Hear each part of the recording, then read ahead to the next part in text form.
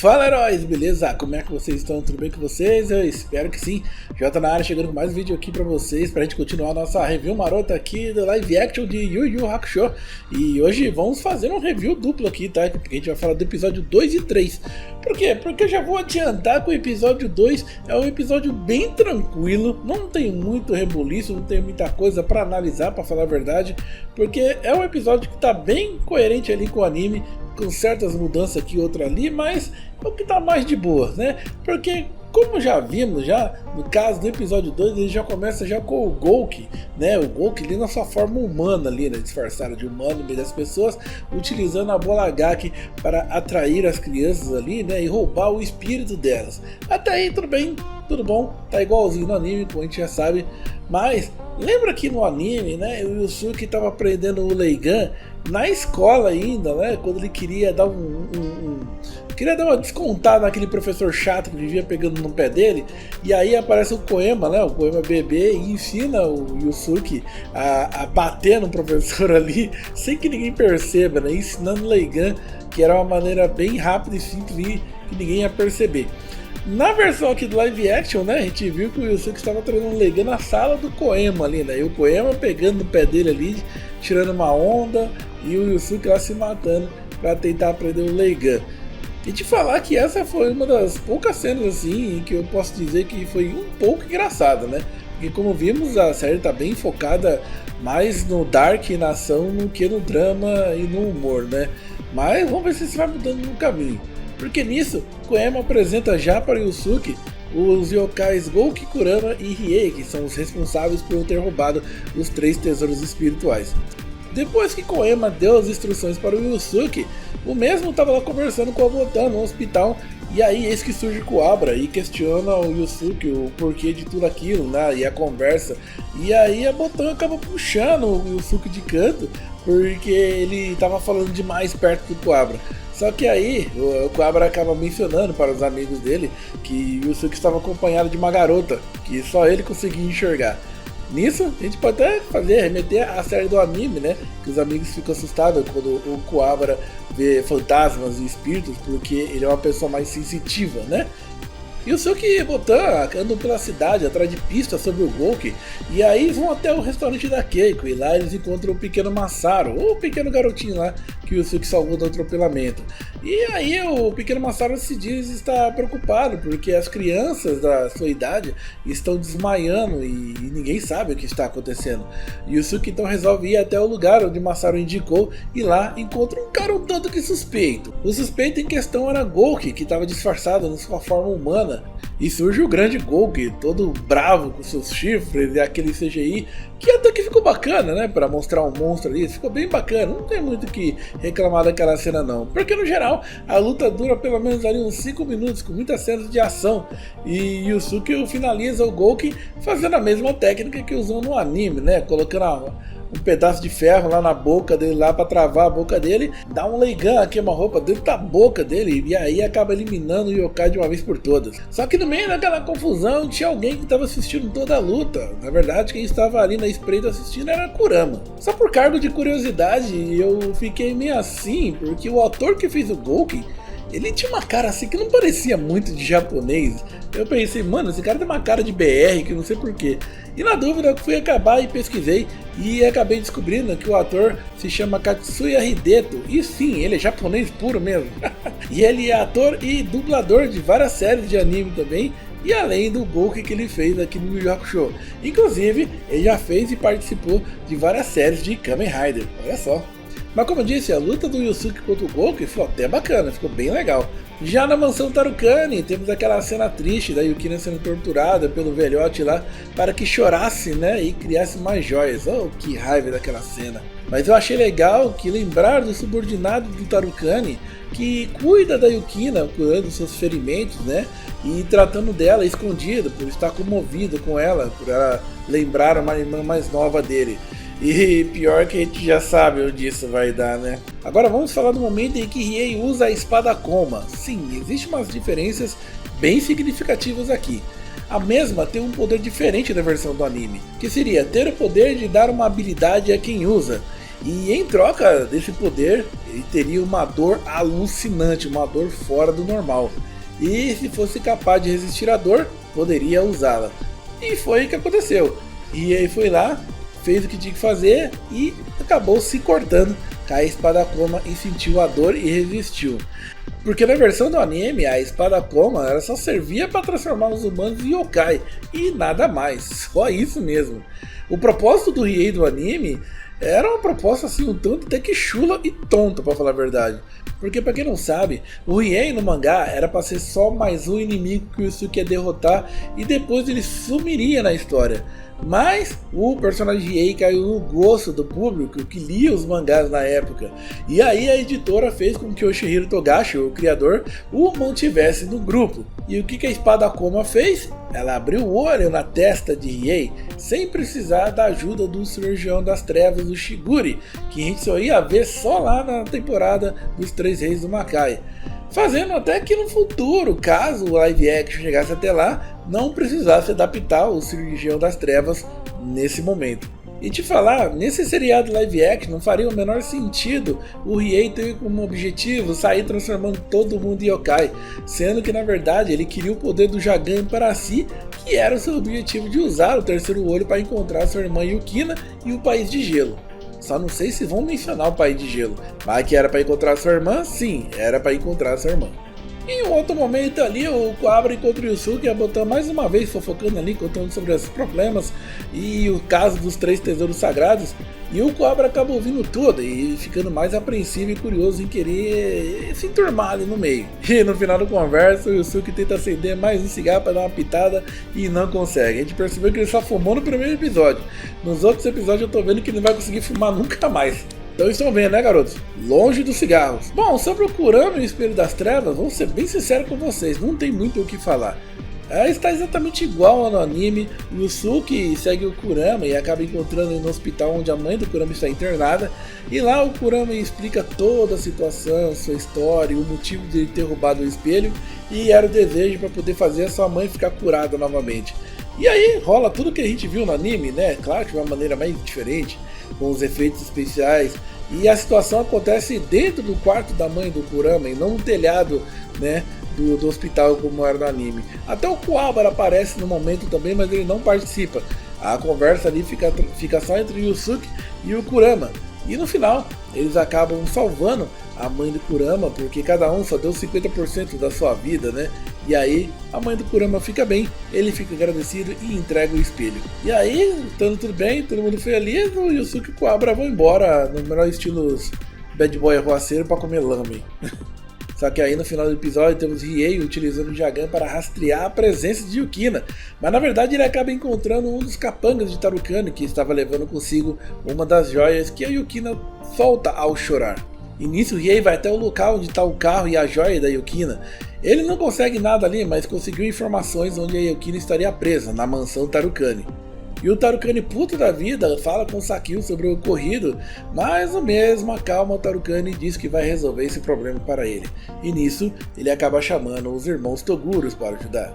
E esse foi o segundo episódio. Como eu disse, não tinha muito o que acrescentar e nem falar. Eu acho que foi um episódio bem mais fiel aos acontecimentos do anime original. Claro que com umas peças colocadas em lugares diferentes, mas que no final tiveram uma boa amarração ali. Já no terceiro episódio, já temos uma leitura diferente ali. O episódio já começa com o Yusuke invadindo a mansão Tarukane, diferente do anime, no qual temos o Yusuke, o Kuwabara e a Botan, que vão até a mansão Tarukane para resgatar a Yukina, né? Quem lembra? Mas aqui a história corre diferente, né? O episódio já começa com o Yusuke invadindo a mansão Tarukane, não necessariamente para salvar o Yukina, mas sabe que o Riei iria até lá para salvá-la e com isso ele conseguiria pegar a espada Koma dele. Nisso, Riei e Yusuke acabam se confrontando, mas a diferença de poderes era muito grande. Riei sai ganhando na situação e Yusuke fica meio desolado, né? Humilhado naquele momento por não ter conseguido nem tocar nele. Agora a parte que deve ter deixado muita gente pistola e que reclamou do seriado justamente por essa rushada, né, que fizeram. O Sakio chama o Tarukane para ir até a sua base junto com a Yukina, mas na real a base de Sakio era uma arena de apostas com um ringue para que yokais lutassem entre si. e divertisse os ricos do grupo Black Club, que se reuniam para apostar e se divertir com o sangue dos monstros. Sakio convida Tarukane para ver uma demonstração e junto dele já tinham outros membros da Black Club ali para assistir. E para simplificar essa cena aqui, temos aquela cena, lembra da cena do Toguro matando aquela yokai do Tarukane que ele chamava de Ellen? Ou seja, aqui não é do Tarukane, tá? É só um monstro qualquer que o Sakio botou para lutar contra o Toguro na arena. O monstro só estava ali como cobaia para a diversão dos ricos poder fazer suas apostas. Se bem que o monstro está mais parecido com aqueles monstros criados pelo yokai Byaku. E mais uma vez o Toguro rasga o monstro no meio, só com um soco de 30% do seu poder. Relembra do capanga do Tarukane, né, cara? Coitado, o que estava protegendo Yukina. Pois é, ele tentou salvar o yokai do gelo, mas foi impedido pelo Togurinho psicótico. A diferença tá aí, né? No anime ele foi alvejado por tiros e tal, mas aqui a morte dele foi um pouco mais tensa, se posso dizer. E aí o Tarukane, né, preocupado com os invasores, pergunta para Sakio o que ele vai fazer para impedir os invasores. E aí Sakio nos apresenta o time Toguro. Em outro momento, temos Botan, que avisa Yusuke que ele ganhará uma mentora que irá ajudá-lo a ficar mais forte. Estamos falando de Genkai, dublado pela talentosa Selma Lopes, e ainda está dublando com seus 95 anos, hein? Parabéns! Mas Yusuke não vai sozinho, pois Kuwabara ouviu toda a conversa e decidiu ir junto. E nisso, vemos aquela bela cena da entrada do templo da Genkai, e após se apresentarem, Yusuke e Kuwabara começam seus treinos. Bom, já posso dizer que ali temos uma referência ao torneio do sucessor, que também ficou fora do projeto do live action, mas muitos dos elementos daquele torneio da Genkai está presente ali. Enquanto Kuwabara ficava treinando com a espada de madeira tentando cortar uma grande rocha no meio, Yusuke estava treinando seu Leigan na ponta do dedo, passando nervoso e até partindo para cima numa luta mano a mano com a Genkai. E só mais um fato interessante sobre atores da série, tá? A Genkai é interpretada por uma artista marcial de verdade. Ela se chama Meiko Kaji. É uma famosa atriz japonesa de filmes de ação e artes marciais, bem ao estilo Quentin Tarantino. Quem gosta daqueles filmes é bem aquele estilo dele, que ela trabalha com cinema desde os anos 60 e é famosa por filmes bem conhecidos lá fora, como Lady Snowblood, A Vingança da Neve, filme esse de 1993, e ela atua até hoje, como a Genkai. Em outro lugar, Kurama questiona Riei se ele acabou usando a espada para abrir o Jagan, e o Riei, com poucas ideias, o alerta de ele parar de ficar flertando com os humanos, né? Pois o Kurama queria perguntar se ele acabou de usar, se ele poderia pegar a espada e entregar para que o Yusuke entregasse ao poema. Enquanto isso, no buraco lá no meio da cidade, bem lá no fundo, Sakio e seus cientistas estão discutindo sobre a verba para aumentar o tamanho do buraco do portal, né? O portal ainda estava pequeno, 10 centímetros que ele falou, mas o Sakio queria que fosse maior, que fosse grande o suficiente para que grandes monstros pudessem atravessar. E rola até um diálogo entre Sakio e Toguro nesse grande portal ali no buraco das trevas. Eles discutem sobre a ideia de ligar o mundo dos homens com o mundo dos demônios. E Toguro diz que vai apoiá-lo porque não tem um oponente à sua altura no mundo dos homens. E depois de 14 dias de treinamento, Genkai, Botan e Koema discutem sobre as atitudes de Yusuke por ser muito temperamental para ser treinado. Nisso, Yusuke vê a dedicação de Kuwabara, que tinha deixado como treinamento cortar uma grande pedra com uma espada de madeira. Após muitas tentativas, dores e peso na consciência por não conseguir proteger as pessoas que ama, faz com que Kuwabara manifestasse sua energia espiritual e conseguisse cortar a grande pedra com o corte de sua espada. E nisso, nasce o grande poder de Kuwabara, a Lei Kei. Só não me pergunte por que ela é azul, mas tudo bem. No 20º dia de treinamento, Yusuke já era uma outra pessoa, treinando certo e mais dedicado, e no final faz aquele seu grande Leigan no templo da Genkai. Mas o que ninguém sabia ali, né, meus amigos, que alguém tinha visto aquele Leigan ser disparado, e a pessoa era nada mais nada menos do que o Toguro. O Togurão ficou de bico e foi em direção a Genkai. Eita! Só que Genkai também percebeu que Toguro percebeu aquilo e sabia que ele iria ao seu encontro mais cedo ou mais tarde. Sabendo disso, a Genkai acaba entregando a sua bola espiritual da técnica do Leikodan para que Yusuke se torne seu novo detentor. Nisso já temos ver que aquela cena clássica do anime, né, cheia de drama, de dor, no qual a Genkai entrega a bola da energia espiritual para o Yusuke, se torna de uma maneira um pouco mais suave aqui no live action, né? Lá durou alguns episódios, o Yusuke luta contra as dores dele, aparece o Pio levando água para ele com dó, então esses elementos, infelizmente, foram os elementos que faria falta aqui, mas como foi dito, teve muitos cortes ali que eu não sei se posso dizer que foi cortes levados a bem, mas eu sei que foi um sacrifício doloroso, eu acho ali, mas que foi pelo bem-estar do live action. Eu acho que muitas coisas ali não poderiam aparecer para não perder-se no tempo, né? E eis que anoitece, vendo a antiga foto de Genkai quando era mais jovem, junto com Toguro e seus amigos de treino, aparece Toguro, para acerto de contas, cara. E cara, a única coisa que ele faz é questionar se Genkai já tinha dado a esposa espiritual para o Yusuke, e ela diz que sim. E logo depois a única coisa que ele faz é ficar insultando ela por ela estar velha, né? E ele todo cheio de vida, cheio de força. Mas aí infelizmente a luta da Genkai com o Toguro não acontece aqui na série. Infelizmente não teve a luta dela. E aí entramos numa cena onde o Yusuke tá lá matando seu lame mais uma vez, o homem é movido a lame, né? E aí ele é questionado pela Keiko pela sua demora e por ter sumido. Mas aí o Yusuke responde falando que ele estava todo esse tempo treinando com o Kuwabara. Ela até se espanta porque os dois viviam brigando, mas isso não ia vir ao caso. O Yusuke explicou e na hora que ele foi sair do restaurante, ele percebe que a Keiko deu um sumiço. E quando ele se dá por si no meio da chuva, ele vê o Riei carregando a Keiko. Nisso ele persegue ele até não querer mais. E cortando já para a cena onde a Gotan avisa o Kuwabara do sequestro da Keiko. Aí já fazendo comparações, né? O Yusuke acaba encontrando o Riei dentro de um galpão e se inicia uma luta entre os dois. Só que aí é uma luta que ninguém tá sabendo de nada, porque um tá acusando, o Yusuke tá acusando o Riei de ter sequestrado a Keiko e ele tá lutando com ele por não ter entendido nada, mas, sabe, já tinha conhecido o Yusuke e sabia que ele era detetive sobrenatural, então ele aceitou brigar ali de qualquer jeito, porque ele não queria entregar a espada. Ou já teria entregado pro Kurama, a gente não sabe, né? Mas a luta entre Riei e Yusuke é impedida por Kurama, porque os dois estão fazendo uma luta totalmente inútil, porque não foi o Riei que sequestrou a Keiko.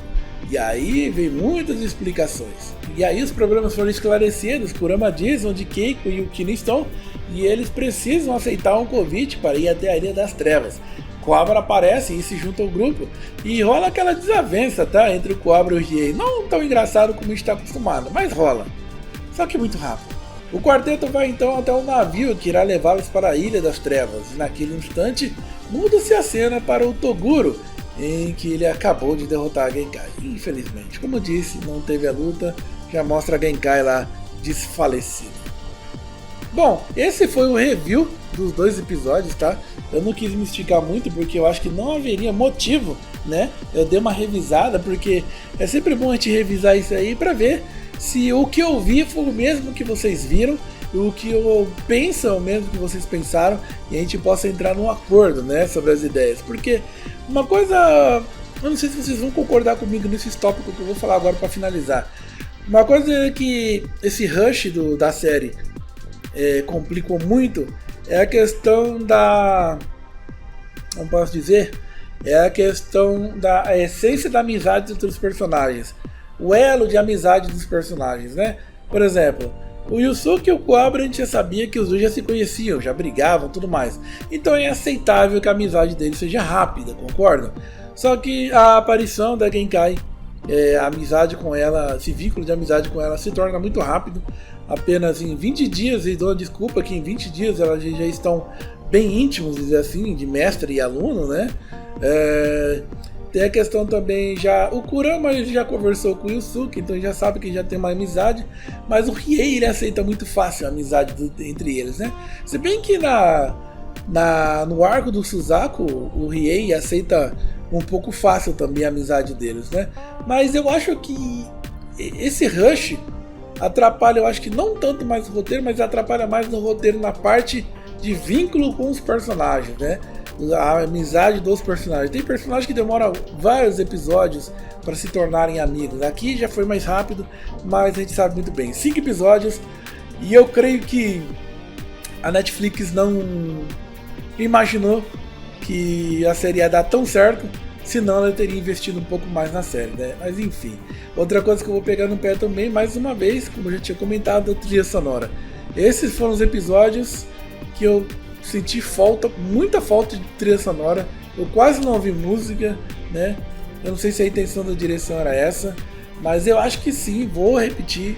Tinha que ter uma trilha sonora mais envolvente. Nem que pegasse a trilha sonora do anime e alterasse ela, alguma coisa do tipo assim. Mas eu acho que a trilha sonora é 80% da graça de uma obra, né? Então, se não tem trilha sonora para dar aquela animada, o filme fica tão bom. A gente aceitou, eu aceitei algumas coisas porque tava, de certa maneira assim, envolvente, mas não a fundo de eu me empolgar, sabe? Você aceita, mas não empolga. Porque se tivesse uma música mais voltada pro anime ali, ou próxima do anime, acho que seria bem melhor. Como eu falei, o episódio 2 não teve tanta diferença do anime, por isso que eu não foquei tanto nele. Mas precisaram espremer muita coisa, né? O terceiro episódio foi bem espremido, a gente teve algumas coisas de alguns arcos misturados ali no meio. Então já tivemos a Mansão Tarukani, já tivemos a Ilha dos Enforcados e outros elementos de, por exemplo, a luta do Riei, que já dos primeiros episódios também voltou, né? Pegou a ideia anterior para colocar na frente e a ideia da frente colocaram antes. Então eles fizeram toda aquela maçaroca e tentaram juntar, né? Criar esse elo nisso tudo aí. Mas algumas coisas, essa do Riei, por exemplo, me incomodou um pouco, né? Poderia ter esticado um pouco mais, mas como eu falei, 5 episódios, o tempo tem que correr, a série tem que sair. Paciência, né? E, cara, mas uma coisa que eu tenho que falar, uma coisa que salva muito nessa série também, o pessoal fala da dublagem, mas os efeitos, não falo dos efeitos CGI, mas eu falo das coreografias de luta, cara. A parte de coreografia de artes marciais e luta e combate é sensacional pra mim, eu estou curtindo todas. E também não é de menos, né, cara? Quem tá fazendo toda essa direção da parte de combate, de arte marcial, luta, tudo que seja, é o Takahito Oichi, que ele é nada mais nada menos que o diretor de cenas de ação dos filmes de Rurouni Kenshin ou Samurai X. Então, aquele amigo que fala assim, esse live action do Yu Yu não tá com nada, não chega nem aos pés do live action do Kenshin. Meu amigo, eu só queria te informar que o diretor das cenas de ação do live action de Kenshin é o mesmo diretor de ação do live action de Yu Yu. E agora, onde tá seu Deus? Né? Meus amigos, é complicado. A gente tá passando por muitas poucas e boas em questão de discussões com os fãs, mas uma coisa que eu tô percebendo é que tá assim, ó. Até os fãs mais chatos e malos já estão partindo para um lado positivo. Muita gente tá gostando do anime, e aqueles que ficam de braço cruzado com cara de pastel reclamando da vida, tá assim, ó. Não é igual ao anime, não é igual ao clássico, estragou a minha infância. Até os que não estavam gostando tá assim, pô, eu que sou fã hardcore, olha, te falar, tem umas coisas que tá boa, tá curtindo, e tá subindo, olha, tá subindo, tá? Só pra te mostrar, cara, aí, Yu Yu Hakusho tá sendo, pelo menos na Netflix, tá em primeiro lugar das produções mais assistidas no mundo inteiro, em mais de 120 países. Yu Yu Hakusho tá sendo mais assistido. Nos programas de streaming em geral, Netflix, Amazon Prime, Disney, que seja, Yu Yu Hakusho tá em segundo lugar, perdendo só para Reacher na segunda temporada, que aliás, Reacher é uma série do caralho, muito boa, mano. Eu recomendo, quem gosta de seriados para relembrar dos heróis brucutus dos anos 90, assista Reacher, muito bom, cara. Mas enfim, Yu Yu Hakusho no geral tá em segundo, só a Netflix tá em primeiro nessa semana, cara. Ou seja, tá entrando muita grana, tá todo mundo feliz, a Netflix tá... Como é o nome daquele cara dos Simpsons? Eu não lembro o nome dele, mas é aquele gordinho que fala assim, eu tô feliz e puto ao mesmo tempo. Por quê? Porque a Netflix não liberou uma boa verba para fazer um orçamento para fazer a série do Yu Yu, mas a verba não foi suficiente para eles arriscarem mais de 5 episódios, né? E aí, meu amigo, acho que a Netflix deve estar olhando e pensando assim, nossa, se eu soubesse que ia dar certo assim, eu teria bancado uns 10 episódios. E aí a gente poderia ter visto muita coisa, né? Mas eu não sei, quem sabe, né? Bom, eu só sei que eu tenho certeza que teremos uma segunda temporada. E se tiver uma segunda temporada, realmente a Netflix vai tirar o escorpião do bolso e vai pagar pro estúdio japonês fazer mais episódios e quem sabe com muito mais proximidade com o anime, né? O que vocês acham? Bom, então é isso aí, meus amigos. Espero ter gostado do vídeo de hoje. Esse vídeo valeu o joinha de vocês. Não deixe de dar aquele joinha, bora depois ajudar o canal. Se é a primeira vez que está chegando por aqui, inscrever, compartilhar e favoritar. Para que seus amigos também possam conhecer o meu trabalho. E do mais, bom dia, boa tarde, boa noite. E nos encontramos no próximo Herói das Antigas, onde recordar é se divertir. Até mais. Que agora o próximo vai ser resumo do episódio 4 e 5, hein? Pra gente fechar. Fui.